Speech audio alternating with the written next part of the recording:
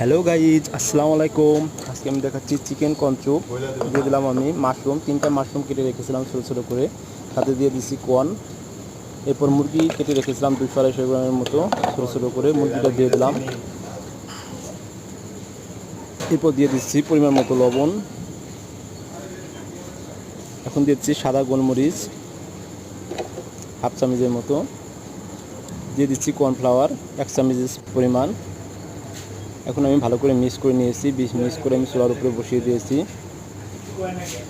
এখন এটা আমি জ্বালাবো। দেখেন আমি চুলায় আগুন দিয়ে দিচ্ছি, এখন আমি জ্বালাচ্ছি।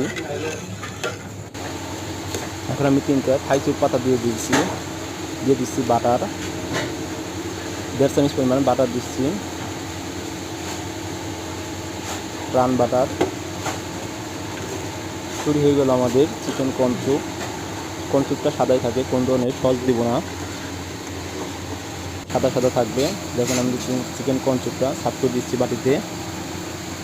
এটা অনেক সুস্বাদু। প্লিজ লাইক এবং সাবস্ক্রাইব করে দিবেন। আসসালামু আলাইকুম।